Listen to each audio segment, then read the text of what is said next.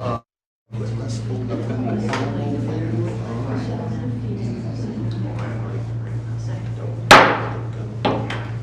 I will call to order this regularly scheduled meeting of the Kingman Unified School District, June 9th, 2026 at 4:30. Will you please stand and recite the pledge with us? I pledge allegiance to the flag of the United States of America and to the republic for which it stands, one nation, under God, indivisible, with liberty and justice for all. Thank you. You may be seated. We have roll call. Tony Henry. Boyd Hardy. Roger Cox. So we do have a quorum, and that will take us to item number 4, which is recognition of retirees and those leaving the district with more than 10 years of service. President Henry, members of the board, I'm excited to recognize 2 of our KUSD employees this evening. First, we have Lisa Kelly. Did Lisa make it tonight? Oh, she RSVP'd. Well, I'm going to talk about her anyway. Lisa Kelly joined us recently in the 23-24 school year, but she's only been with us a short amount of time. Her impact has been profound because every positive person on any KUSD campus that builds relationships with students is important, and we wanted to recognize her for caring for kids at KUSD, Lisa Kelly. So, and I do see my friend who's been here for a very long time. Please come to the front, Lynn. Guess what? I'm giving you double flowers, Lee. Come right up front and center if you don't mind. We want to take a moment to recognize you. I'm going to give you a hug on your way up. And I'm going to invite our school board to join us up front. You get to be right in the middle. Okay. And I'm going to talk about you once our esteemed board joins you. They're going to flank you on both sides. I remember when I first met you, I had my hand. Lynn Wells has been a positive presence on the KH campus since 2006. And I feel like I've known you almost that entire time. Prior to that, she spent 1 year at Servat in special education classrooms. She worked in a variety of programs, always with a happy and generous heart. And I can tell you from firsthand experience, I can run into you at the school, at Walmart, on a walk on the street, and you're always such a warm and welcoming human. And I know you do that with your students. Always pure joy. You love your students, you work tirelessly on their behalf, and anyone who has had the pleasure to know you knows all of this is true. So, thank you from your entire KUSD family, and here's some flowers. Thank you. I get an extra off the front. Congratulations on your retirement. Take a photo. They're all looking, right? We're all here now. Okay, are you going to do Lynn? Any final words? I've got a grandbaby coming in January, and I'm going to go visit. Awesome. Well, we really appreciate you, and we're very happy for you. Congratulations. Congratulations.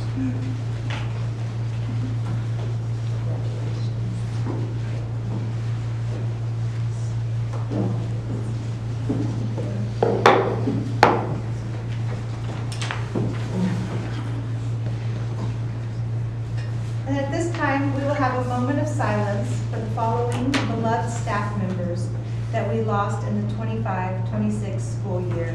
Christine Schramm.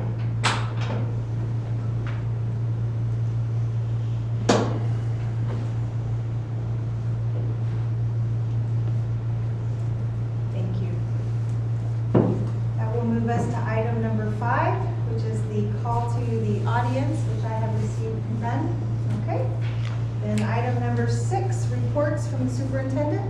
President Henry, I do not have a June report because it's such a quiet month, but I would like to welcome Mr. Matt O'Neill on board. He's officially here as our HR director, and we could not be more thrilled to have him on board. He's a longtime KUSD employee. He spent time in Lee Williams High School and most recently as an administrator at COLA. His prior life before getting to Kingman, lots of principalship and athletic directors of very large high schools in Phoenix, a ton of experience in education. And those of us that have worked with him, well, I've worked with him before, but I think our entire district office staff has been thrilled to have his energy and his knowledge join the team. Welcome. Welcome aboard officially. Thank you. All right. I will take us to item number 7, which is the approval of routine orders of business for the consent agenda. Are there any items that the board would like to pull from the consent agenda? If there are not any items to pull, would there be a motion to approve the routine orders of business as provided? Yeah, I'll make the motion to approve the routine orders of business as provided. Is there a second? I'll second that. All in favor? Aye. Any opposed? All right, that motion carries. That takes us to item number 8, which is a second reading of changes in policy as recommended by ASBA. Okay. President Henry, I will defer to you. We discussed Yes. the reason for all of these changes, and you're going to share that, I believe. Yes, so if you had an opportunity to look at the agenda, you will see that there are over 3 pages of recommended changes from ASBA. And I did not want the public to think that we were just brushing over these items because of a lack of discussion. ASBA put out this summary of the revisions. It said Section G revisions are due to a reorganization that aligns similar policy content and maintains comprehensive information for effective board governance and district operations. In addition, support staff policy documents coded GD have been merged with corresponding GC documents to avoid duplication of information.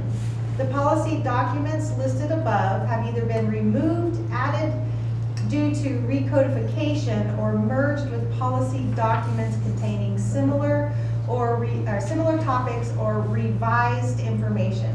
The documents not listed in this comparison from Section GD did not change.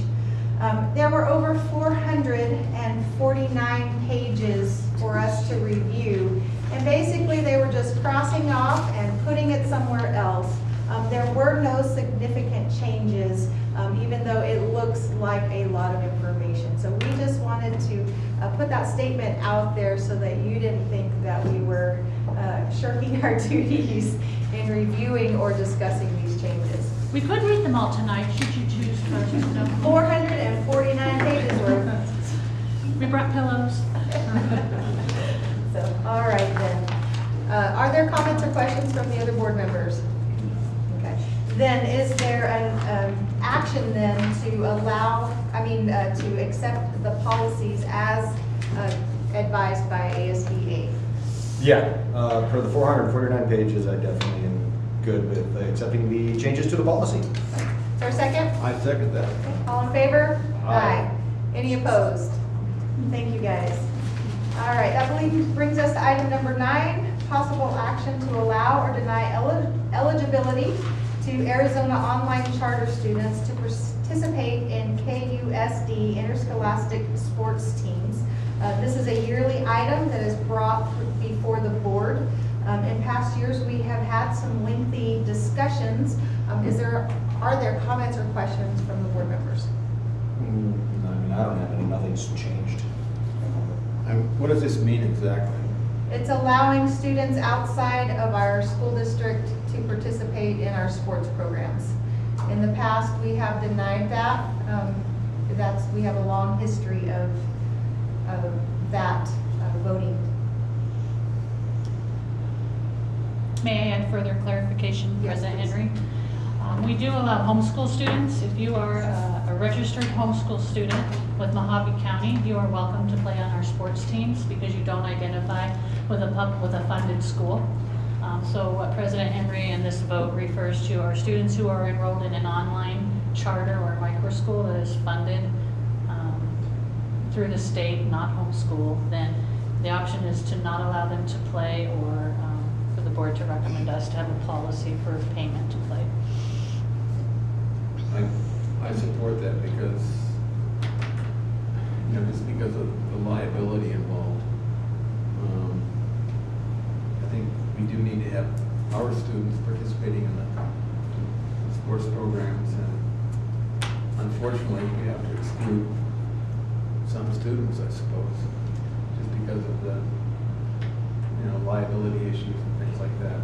Too bad, but Well, there are students that have chosen a different pathway for education. Yes. That's the reason. So, I mean, I have no problem saying that I will move to deny the eligibility of the charter schools for interscholastic sports teams activity. Is there a second? I will second that. All in favor? Aye. Any opposed? Motion carries. That brings us to item number 10, approve district representatives who will participate in special education individual education plans, IEPs, for the 26-27 school year. Hi, good evening, Madam President and members of the board. It's that time of the year where we go ahead and review, refresh, and renew our district representative trainings. So employees can serve as district reps in our IEP meetings. We went ahead and did our first round of training, and these are the names we're bringing to you for approval. Do we have any questions? So how much training is it? The training is about 2 hours long that we do every year. We talk about how to take notes. We provide them with a handbook. We talk about like scenarios. We did scenarios this time. So if this happens, this is something you can do, and gave them sample scripts because sometimes it's hard in that moment to think of what to say. Okay. So these individuals, they're not necessarily special ed teachers, but they're certified to help. They're typically administrators, and then we have counselors. There are some teachers.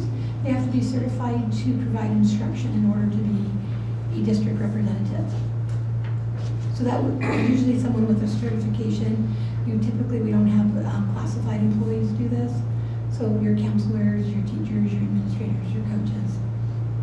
So in other words, they aren't necessarily the special ed teachers, I'm trying to understand this. That is correct. We do have a couple special education teachers who serve as that dual role, but typically they're your administrator. For example, at Kingman Middle School, they have their principal, assistant principal, and TOA. That's who that administrator chooses to have in this role. I see, so, There's always a special education teacher present who's the case manager, okay, and then the LEA is another person representing the school and the district I see, okay. When they write the IEP. together as a team. Okay, and, okay, well, you have quite a few people here, it's just. There are thousands of meetings every year, Yes. literally. Correct. We have about 1,400 special education students, so. And these are all individuals that work for KUSD? Correct. I'd just like to make a comment, and that is that I think this is probably a very good program because I can just imagine the burden it is on the special ed teachers, not just to be a special ed teacher, to have the lesson plans, to work with the kids, to help them learn, and to do the IEPs. And so I think this is a great idea to have other people who are involved in writing the IEPs and helping. It's very important, I think. It does take a whole team, so it's really nice to have that support. Do other schools? It takes all the schools. This is across the whole district. But do other school districts do this too? Yes, sir. And this is great.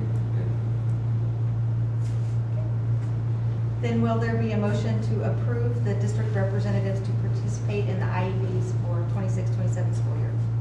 I'll make the motion to approve the district representatives for the special ed IEP. I will second that. Okay. All in favor? Aye. Any opposed? That motion carries. Thank you. All right. Are you up for the second? I'm the next one. All right. So item number 11 is possible action to approve the Registered Behavior Technicians RBT stipend program proposal. So we're proposing that we provide a stipend for paraeducators to become registered behavior technicians. Our behavior consultant, Alan Smith, is here if we have any questions for him. So what would happen is they would attend training for a week where they would go through the whole registered behavior technician training. Alan will be here, he will certify them and would be their supervisor. But the employee would take that test, so they would become that registered behavior technician, and then they would come and they would work in that capacity as an extra duty. But they have to pass the test, and then they would be entitled to that stipend every quarter. I think it was $1.26 a day equates to, but it provides them with that extra. And the stipend would be paid out quarterly, which is really beneficial, especially when they don't have that income during those intersessions. It would help with that. The registered behavior technician training is through the Autism Support Foundation, so the training classes itself are online, and Alan will be there to provide extra support, do online lessons. So that is, I will take any questions. Will you explain the value impact for having the technicians on campuses? Right now, the value impact, it gives our paraeducators the additional training to implement behavior plans. We have stellar behavior plans, but often there's not anyone to help implement those in the classroom. And it's also will help us maintain some of our students who are going to those ESA schools because they have the RBT. We're losing students for that, so it's our way of bringing that to us to keep the students where we know they're going to get the education they need in a fiscally responsible way. So do the behavior technicians take the children from the classroom to another room and work with them or something during? They typically will work in the classroom unless that student needs to be moved out of the classroom. Okay. And so do they kind of work together to find out, like I say, does this gentleman here? Yeah, Alan can answer some questions. He's the one who fields those high need behavior plans. Thank you for guys having me. Yeah, thank you for coming. So if one of the behavior techs has issues or difficulties working with a particular student, they can work with you and then you guys work together to decide Yes. how to help So the student? through the RBT program, registered, I need to supervise them at least 5% of the time that they're working. So that's about an hour and a half per day. And typically when we are doing those work, we are working in the contrived environment where the skill will be displayed. Typically that's the classroom.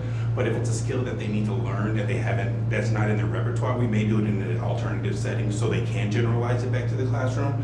But again, we are providing that higher level of support with that background in ABA knowledge, which kind of works with human behavior, and then kind of working on how those skills translate to the academic environment, and then providing more tools in the tool belt for your RBTs or your paraprofessionals, and it provides a person on campus who can respond to those higher level behaviors, because we have been seeing more of the anxiety type behaviors, how to motivate students and reinforce appropriate behaviors that we're looking for at all times. It's true. I must say, I want to say that I appreciate people who will do that, because that's, in my opinion, that's probably one of the most stressful jobs in the educational system. Yes. That's, dealing with these kinds of things is what makes teachers go home exhausted and wondering why they ever went into education. So if you can help this way with these children who need the help, that's just awesome. Appreciate you doing it. Appreciate it. I just got two questions real quick. This training that they're provided, is it annual?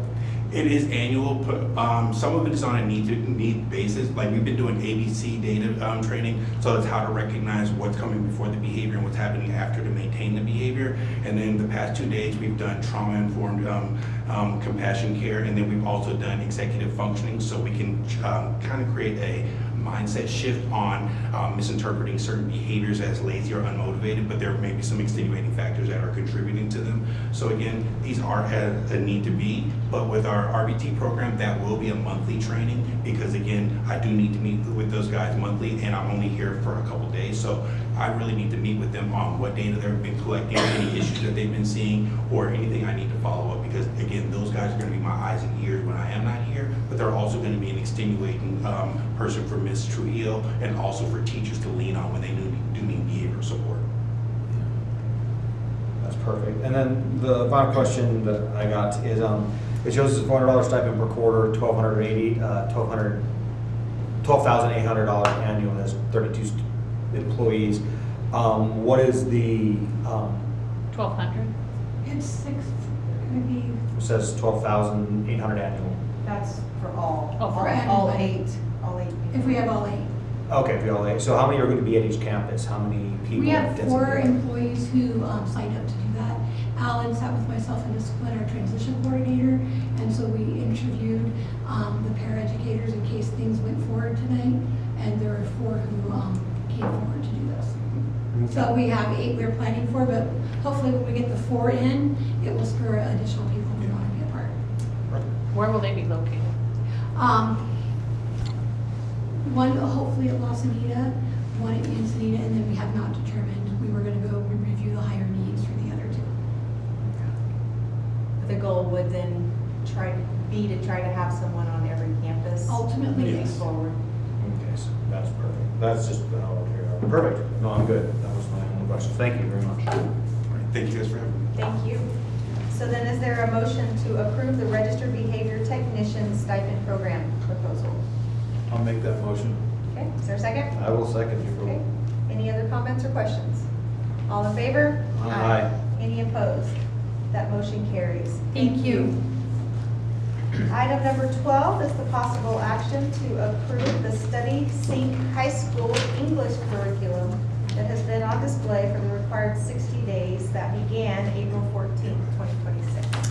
President Henry, members of the board, you have a memo dated May 27th stating that there had been no public comment, and there still has not been any public comment about Study Sync.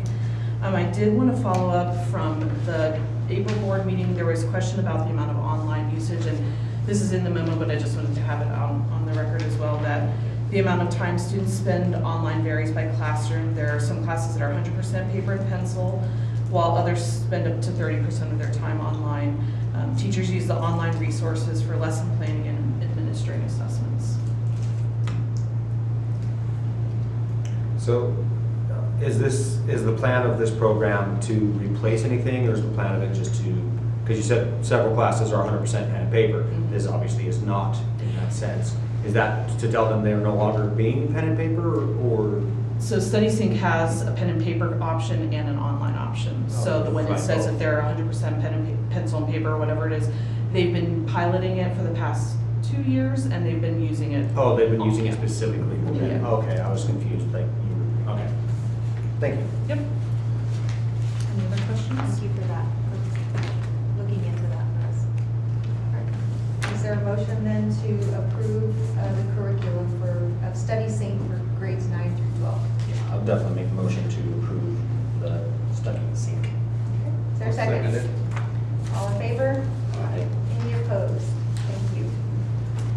That moves to item number 13, possible action to approve the curriculum, No Red Ink High School curriculum that's been on display for the required 60 days that began April 14th, 2026.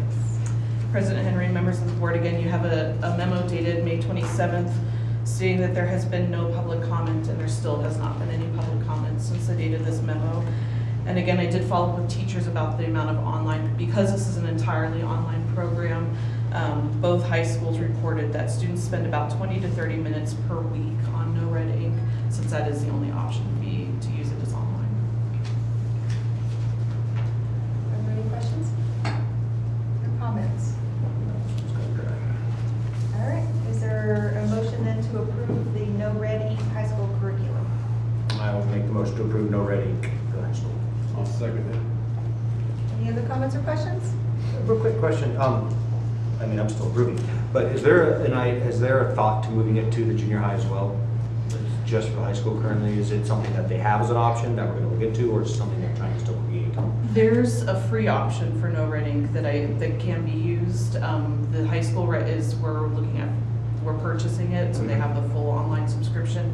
I have had questions from from middle schools asking for No Red Ink, so it's something we could look into, assuming that it's something that would meet the needs of students and that it was a fiscally responsible purchase. Yeah, great. I was just curious if the program itself was there, and I was curious how it was gonna go. Thank you. You're welcome.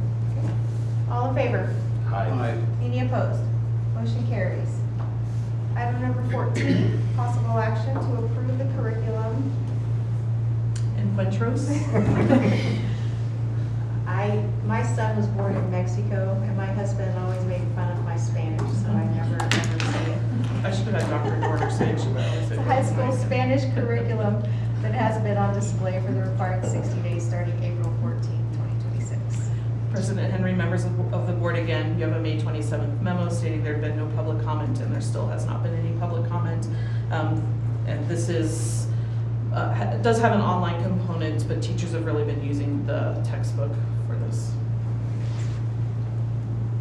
Any questions or So comments? is this a full-day curriculum in Spanish? No, this would be for high school, just for their Spanish period. So it would be students that are learning Spanish at the high school level.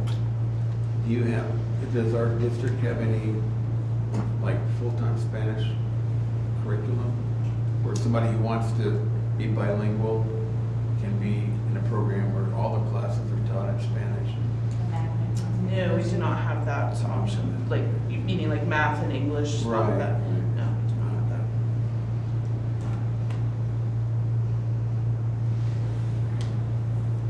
Any others?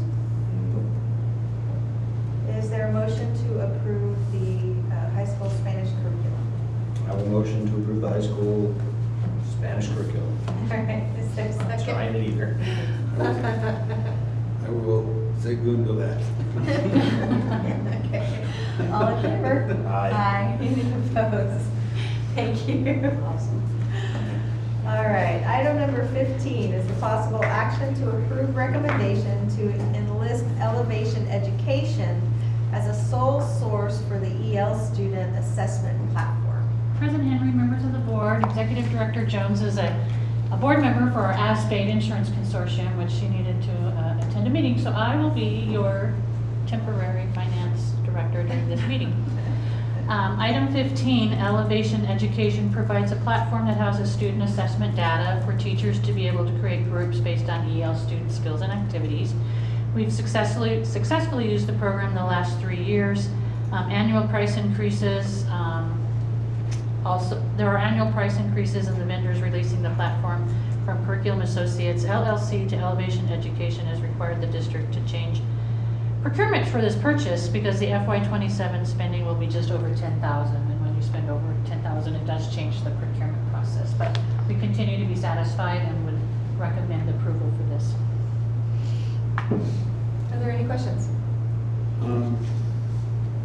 What is this exactly? I probably heard of it here before. Elevation Education, it's where we have EL students, we were just English language learner students, and it's a repository or a database where they can provide instructional strategies, professional development for teachers that they can implement with their English language learners to help them toward proficiency. We are required by law to provide quite stringent instructional strategies by certain numbers of minutes, and this helps us perform those or execute those strategies so our students have the best that we can offer. So it's a platform or a virtual-based program that helps teachers and students. What do you mean it helps them? Provides professional development, lesson planning, and strategies where they can acquire language and meet the criteria. It's like a lesson planning platform and a support system. But what do you mean acquired language?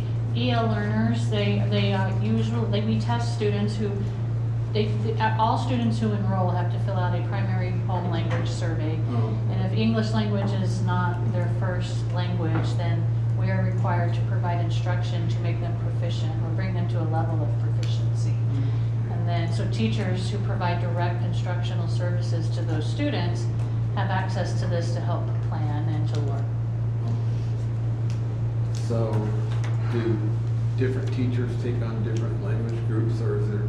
No, not really. Our EL people, the teachers who are associated or assigned to our English language learners have a variety. Obviously, Spanish is the primary, but there are, do you know, Ms. Sullivan, how many languages? There's more than a dozen different languages, and I want to say 17 or something different languages. And so we have to do a lot of research and have some translation services available and resources for teachers to help them plan. We don't have native speakers of all those languages. Right. And do you do any kind of a cultural teaching of the teachers too? Like in this culture, a teacher would do this, and it's not just some languages. Yeah. There's a certification that a lot of our teachers have that is required. It's the SEI, the Structured English Immersion Certification, and that's a pretty lengthy course that all teachers take that teaches best practices and best strategies and understanding nuances and differences among English language learners and how strategies are universal, right, that teachers can employ, but then there are some different nuances among different cultures. All of those kinds of things are attended to. That's correct. We want all students to feel welcome Right. and have instruction that they can be successful. Yeah. Any other questions? All right. Do we have a motion then to approve the recommendation to list Elevation Education as a sole source for EL student access platform? I'll make a motion to approve the recommendations. I'll second that. Okay. All in favor? Aye. Any opposed?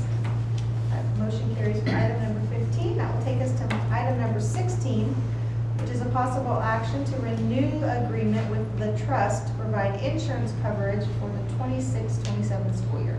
President Henry, members of the board, this is our annual renewal of our insurance. So the trust is the name of our insurance program.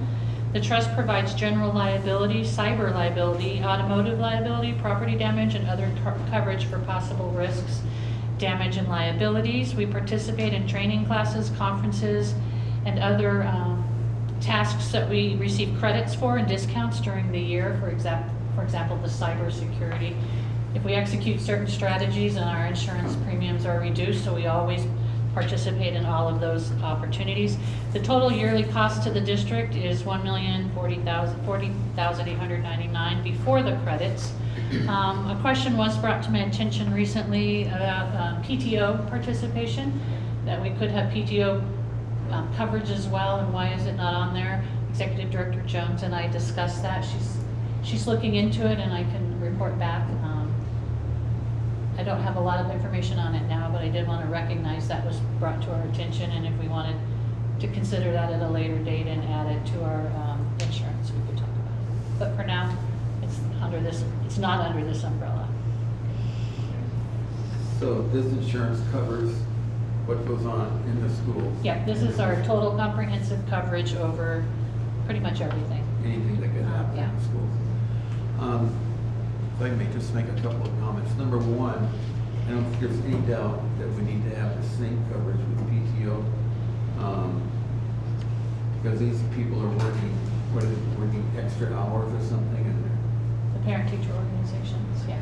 Yeah. all those parent-teacher organizations. The way that it's described in the policy is that it's just a booster club commercial crime, so it would be, it's not necessarily covering them as part of the PTO. I mean, their regular liability would cover them as people in our buildings.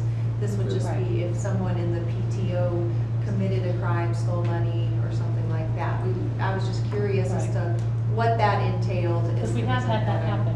Approach that question with the. Yeah, I think it's a great question. No, it's not personal time off. Thank you. We use That's what I thought it acronyms. was. Right, we use acronyms. That can mean a lot of things. So we're talking the parent-teacher organizations are not currently under our coverage, but our staff does have personal time off. Yeah. No, they come no time off. Well, they're not here tonight, so. Look, I wanted to bring up something else too, and which is a concern to me, and it's probably been addressed and it's probably covered, and I just don't know. But I am concerned about, our trade school kinds of programs. I don't know if it's phlebotomy or auto mechanics or whatever it is. Do we have adequate insurance coverage for the teachers and for the students who might get injured in some kind of trade skill training? Well, adequate coverage is an interesting concept. We do have recommended coverage, and we do, all students are covered while they're on our campuses, and teachers, and under any execution of school-related activities. And so, Valerie, if there's an injury, for example, by a student, Board Secretary Portillo will receive a student incident form. We immediately submit it to the trust, and it goes through a very comprehensive cycle, and we take care of what we need to. Okay. Yeah. Anything from a playground accident to an accident in a classroom. Okay. That immediately is reported by the principals, we immediately report it to the trust. Parents are then put in communication with the trust, our insurance, and it's all handled. Oh, that's great. Any other questions? All right, is there a motion then to renew? Go ahead. I'll make the motion to renew the agreement for the trust. I'll second that. All right, all in favor? Aye. Any opposed? Thank you, guys. Number 17, possible action to approve the extension of contract with Compass Group SSC as contracted provider for facilities, grounds, and maintenance for the 26-27 school year. President Henry, members of the board, we do recommend the board approve the contract extension with the Compass Group. This is our provider for grounds, facilities, and maintenance. This is a one-year contract, but year 2 out of a 5-year bid. So the option to renew for 3 additional one-year terms will come forth over the next couple of years. SSC has about 90 employees assigned to KUSD, including HVAC techs, plumber, electrician, general technicians, locksmiths, supervisors, and so forth. And we do meet with SSC every week, every Tuesday. Executive Director Jones and myself meet with SSC, and then any other time we need to in between, and we are highly satisfied with this contracted service company. Questions? And is there a recommendation to approve the extension of the contract with Compass Group? Yeah, I'll happily make the recommendation to continue the extension for the Compass Group. I'll second that. All in favor? Aye. Aye. Any opposed? That motion carries. Item number 18, the possible action to approve the contract renewal for Southwest Food Service Excellence, SFE, as the contracted provider for KUSD's food service management company for the 26-27 school year. President Henry, members of the board, as you noticed in last month's board report, we did have SFE. We need some new acronyms. Southwest Food Service Excellence to present. Things are going fairly well with them. Logistically, everything is managed well. The food is, they have a lot more scratch items. It is delivered in a timely method. The students are being fed. We have no issues with any of that. We are exploring, as you learned last time, variations in student participation at the high school level. We're meeting with them on those terms, and we do feel that we're in a place to recommend that continuation for next year. Any questions?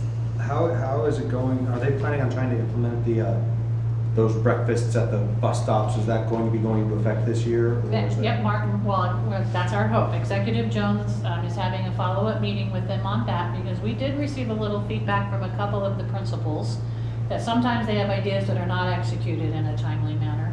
And so we are going to be meeting with them to ensure that that is executed and it will go forward. Great question. Sounds like you're on it. I love it. I'll motion to approve the Southwest Food Excellence for another year. I'll second that. All right. Any other comments or questions? All in favor? Aye. Any opposed? That brings us to item number 19, possible action to approve the recommendation to renew contract of RFP 25-0330 for speech therapy, occupational therapy, and psychology services to multiple vendors that were listed in our packet. This is the 3rd year of a 5-year award.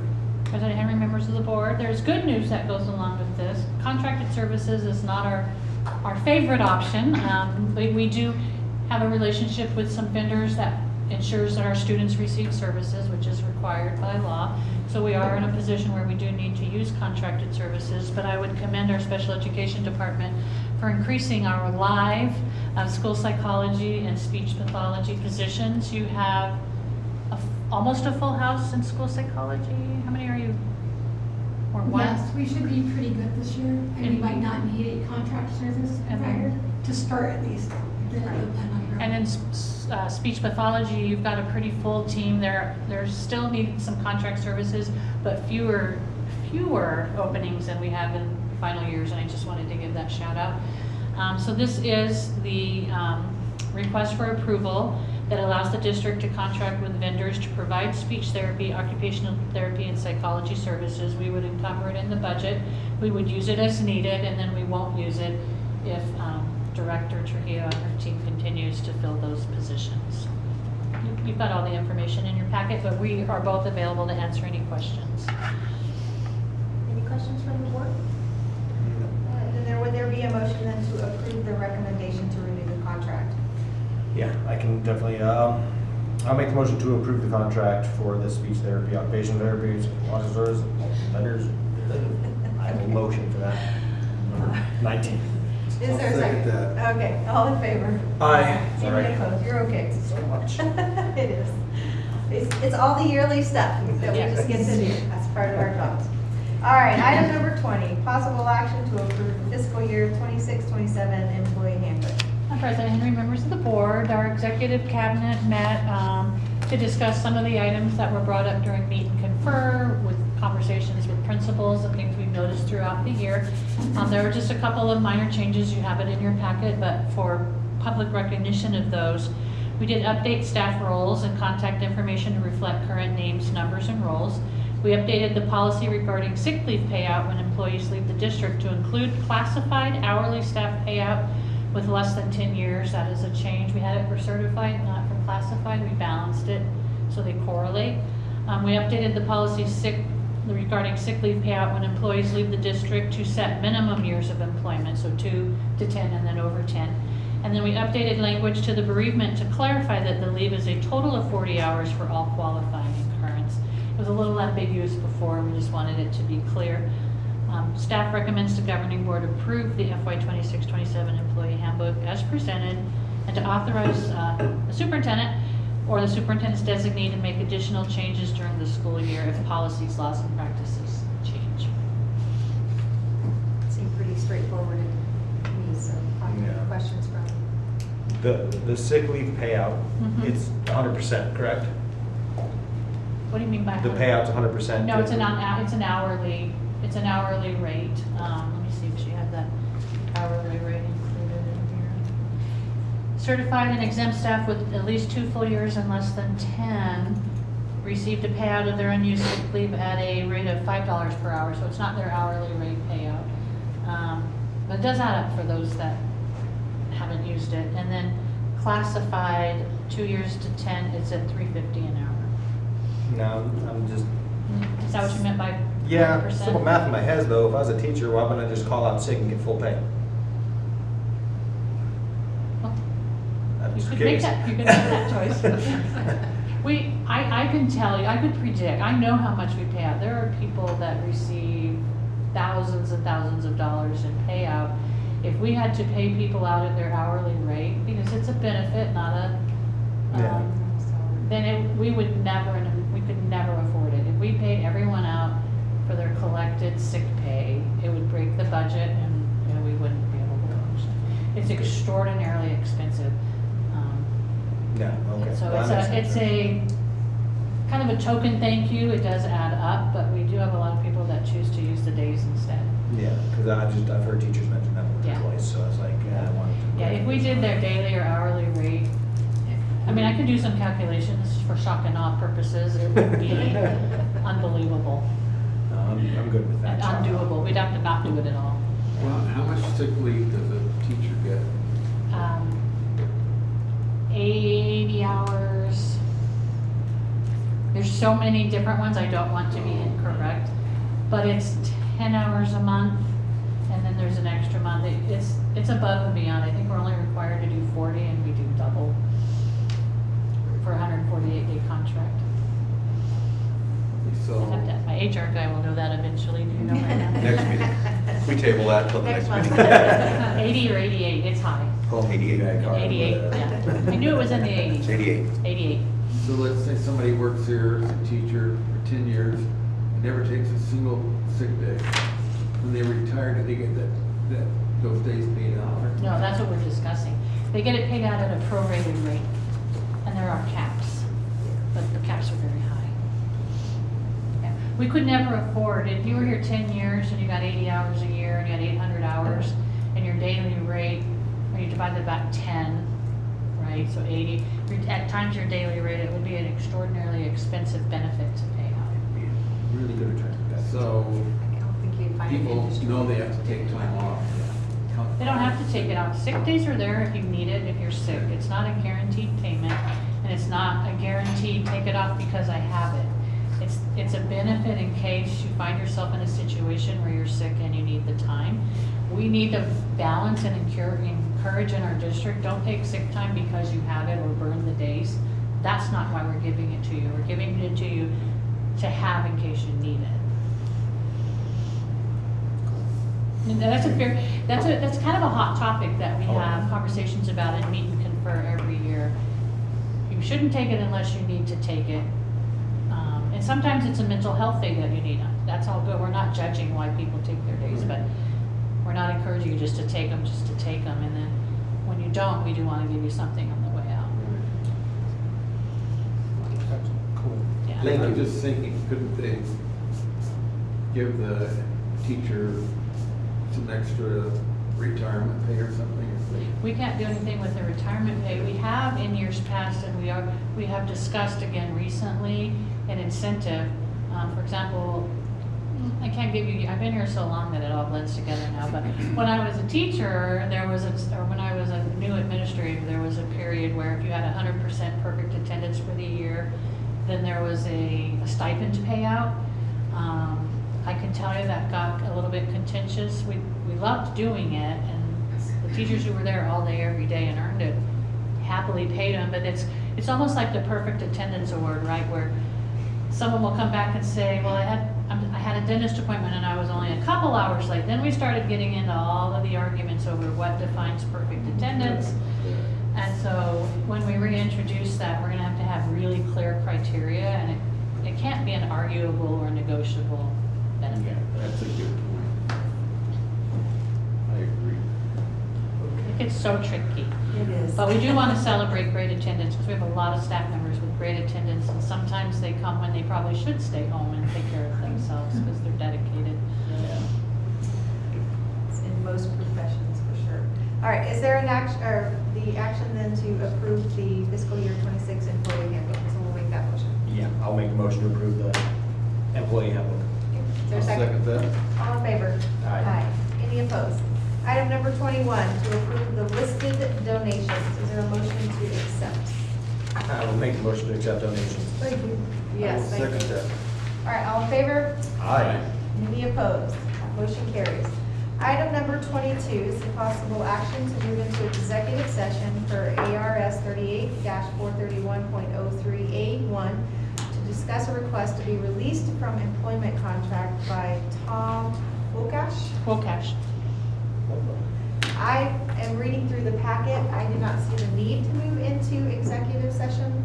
I believe that based off the information that we have been presented, that we should allow him to be released from his fiscal year 26-27 employment contract with no penalties. President Henry, the position has been filled, and Mr. Wilkash has been an outstanding employee, positive and value added, and should the board choose to release him from his contract, we wish him well and celebrate his success as a teacher in our district. No, I am with her as well. I do not feel we need to move into it because I am 100% in agreement that I think that he's got to take care of himself, and we were really blessed to have him for the time we had him. And you guys already solved the problem. You found somebody for him, and you found somebody for the other person following the line. So Yeah, I'm yeah. very happy with what was going on. Not even getting us involved. Loved it. I'm All right. in agreement with that too. So then that will move us then to item number 24, approval to release Tom Wilkash from his 26-27 employment contract with no penalties or reporting. I will make the motion to do everything you had just said. All right, is there a second? I second that. All in favor? Aye. Any opposed? That motion carries. That takes us to board, item number 25, board comments. Any comments from the board? Thanks for coming in on your summer. Yes. And thank you, Olivia, for coming to help us answer those questions. Really appreciate it. Thank you for your time. All right. I'd like to say again that I appreciate the administration here. I appreciate the teachers who are working so hard. And anyway, it's been a pleasure, an honor to be on the school board. So Thank you. I've got another few months, but All right, is there a motion to adjourn, item number 26? I will make the motion to adjourn. Is there a second? I'll second that.